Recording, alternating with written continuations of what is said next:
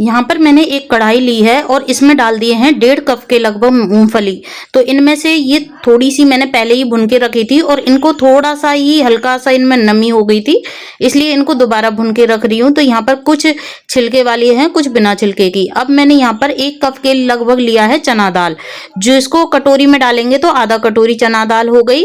उड़द की दाल जो हमने चना दाल ली थी कप में, सेम उसी क्वांटिटी में मैंने यहाँ पर उड़द की दाल ली है और इसको कटोरी में डाला है, तो आधा कटोरी उड़द की दाल। और यहाँ पर सिंपली हमारे चावल हैं, देखिए यहाँ पर उतना ही मेजरमेंट मैं ले रही हूँ और इस चीज को बना रही हूँ। तो इन सबको मैं मिक्स करके चला रही हूँ। पहले यहाँ पर हल्का सा मैंने मूंगफली को 1-2 मिनट के लिए भून लिया था। अब बिल्कुल गैस के फ्लेम को लो रखा है और इन सारी चीजों को मैं भूनती जा रही हूँ। तो इनको 2 से 3 मिनट मैंने कंटिन्यूसली भुना है और जब इनको भुन रही हूँ तो बीच में मैंने चम्मच को रोका नहीं है, बिल्कुल इनको भुनते गई हूँ। और उसके बाद 6 से 7 मैंने यहाँ पर छिलके सहित डायरेक्ट लहसुन की कलियां डाली हैं। तो यहाँ पर लहसुन की कलियों को मैंने डाल दिया है। उसके बाद मैंने यहाँ पर 4 से 5 तेज पत्ता लिए थे, उनको भी डाल दिया है। अब इसके बाद मैंने यहाँ पर दालचीनी का टुकड़ा लिया है और इसको आधा करके इसमें डाल रही हूँ। तो यहाँ पर दालचीनी का टुकड़ा मैंने डाल दिया है आधा करके। अब यहाँ पर जो चक्र फूल डाल दिए हैं, गुलाब की पत्तियां डाल दी हैं थोड़ी सी। ये सारी चीजें मैं अंदाजे से लेती हूँ, लेकिन फिर भी मैंने कोशिश की है कि मेजरमेंट बता दूं। यहाँ पर 1 चम्मच जो हम खाने वाली चम्मच होती है उतना मैंने चक्र फूल डाले हैं। और इन सारी चीजों को अब मैं हल्का सा भून रही हूँ। बेसिकली इनको रोस्ट करना है हल्का सा, ना कोई तेल ना कोई घी कुछ भी यूज नहीं किया है। अब यहाँ पर आधा कप के लगभग मैंने डाल दी है मोटी वाली सरसों जो होती है वो ली है। और ये देखिए कटोरी में है तो आपको अंदाजा लग जाएगा, लगभग 2 चम्मच है ये, तो उतना मैंने इसमें डाल दिया है। 4 से 5 मैंने यहाँ पर हरी इलायची डाल दी हैं। तो यहाँ पर मैं घर का जो सब्जियों में डालते हैं मसाला तैयार कर रही हूँ। इसके बाद मैंने यहाँ पर स्पाइसी मिर्च डाल दी हैं। यहाँ पर मेरे पास छोटी वाली मिर्ची थी और थोड़ी सी मैंने यहाँ पर कश्मीरी लाल मिर्च है वो साबुत डाल दी है 6 से 7। और इन सबको मैं भूनती जा रही हूँ। हर चीज को मतलब उसी हिसाब से डालना है। पहले दालें डाल दी हैं, पहले सबसे पहले मूंगफली फिर दालें, उस हिसाब से भुनना है। अगर आप मिर्ची पहले डाल देंगे और दालें बाद में डालेंगे तो जो भुनने का टाइम होता है उसमें क्या होता है कि यहाँ पर जो मिर्ची है वो जल्दी भुन जाएंगी और दाल बाद में भुनेंगी नहीं तो मसाला कच्चा रह जाएगा।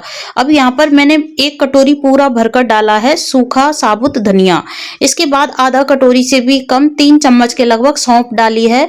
और इन सारी चीजों को डालने के बाद हरी जो पीली वाली मेथी दाना होता है वो 2 चम्मच लगभग मैंने डाल दिया है। इसके बाद मैंने यहाँ पर 1 चम्मच डाली है अजवाइन। और अब इन सारी चीजों को मैं इसी तरीके से भून रही हूँ।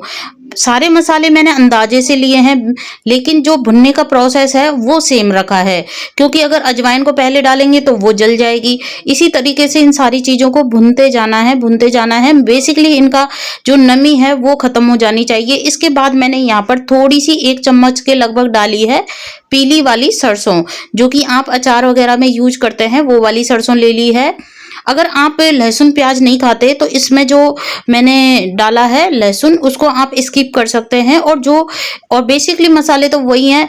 यहाँ पर मैं घर का मसाला बनाकर तैयार कर रही हूँ, जो कि अब गर्मियाँ आ गई हैं तो गरम मसाला खा नहीं सकते, तो ये जो मसाला है आप इसको बिल्कुल डाल दीजिए। अब यहाँ पर मैंने आधा कटोरी के लगभग ली है इमली, साबुत इमली है और उनमें बीज नहीं है, बीज निकाल दिए हैं, तो वो डाल दिया है और उसको भी भूनती जा रही हूँ। तो इस मसाले को आप पूड़ी पराठे किसी के साथ भी डाल सकते हैं और सब्जियों में डाल सकते हैं, तो सब्जी का टेस्ट दुगना हो जाएगा। और कोई भी गरम मसाला भी इसमें इतना क्वांटिटी में नहीं है, बस तेज पत्ता है और दालचीनी है, बस उतना ही इसमें सारी चीजें हैं। अब यहाँ पर मैंने थोड़ा सा नमक डाला है, लगभग 1-1.5 चम्मच। नमक इसलिए डाल रही हूँ क्योंकि जो मसाला है उसको मैं स्टोर करके रखूंगी तो ये 6 महीने तक भी खराब नहीं होता है। इसके बाद मैंने हल्दी डाल दी है, कश्मीरी लाल मिर्च का पाउडर डाल दिया है। कश्मीरी लाल मिर्च का पाउडर केवल रंग के लिए डाला है, हल्दी टेस्ट के लिए डाली है। और नमक जो मसाले में नमी आ जाती है उसको सोख लेता है और जो हमारी मसाले की सेल्फ लाइफ होती है उसको भी बढ़ा देता है और इसका टेस्ट भी थोड़ा अच्छा हो जाता है।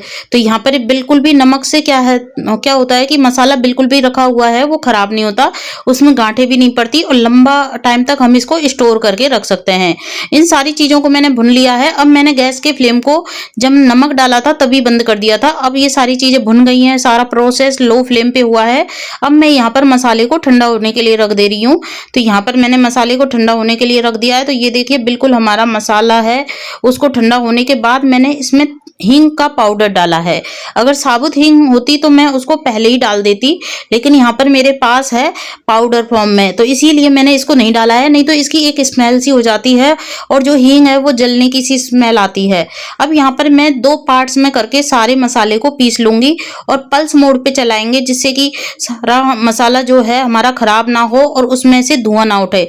तो यहाँ पर ये देखिए अभी ये दरदरा पिसा है। मैंने ये जो पीसने का प्रोसेस है वो कम से कम 4 से 5 बार किया है, क्योंकि मसाले की क्वांटिटी है ज़्यादा और इसको इस तरीके से पीस रहे हैं कि 2 पार्ट्स में कर करके, जिससे मिक्सी गर्म ना हो और ग्राइंडिंग जार है उसमें से हीट ना उठे। पल्स मोड पर सारी चीजें चलाई हैं और सारा मसाला बनाकर तैयार किया है। तो ये देखिए 2 पार्ट्स में जब हमने इसको पीसा है तो बहुत ही अच्छे से ये पिस गया है।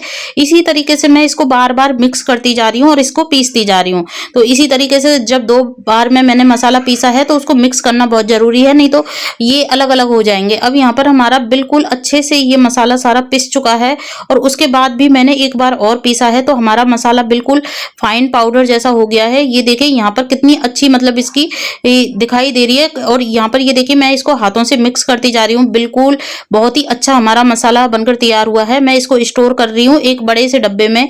ये हमारा आधा किलो से भी ज्यादा मसाला घर पर ही बनकर तैयार हुआ है। अगर आप मार्केट से लेने जाएंगे तो आपको इतनी क्वांटिटी नहीं मिलेगी। अगर आपको मेरे वीडियो पसंद आते हो तो प्लीज सपोर्ट करें, सब्सक्राइब करें, लाइक करें। आप इसको इडली डोसा के ऊपर भी डाल सकते हैं, सब्जियों के ऊपर भी डाल सकते हैं, पराठे के ऊपर डाल सकते हैं। ये खाने में भी बहुत टेस्टी लगता है। और अगर हमारी मसाले की ग्रेवी जो होती है अगर पतली हो जाती है तो भी आप इसको उसके ऊपर डालिए, पर जब भी आप सब्जी में मसाला ऐड करें तो सबसे लास्ट में इसको डालें, क्योंकि इसमें इमली है। अगर आप पहले ही मसाले को डाल देंगे तो सब्जी पकने में टाइम लगेगा।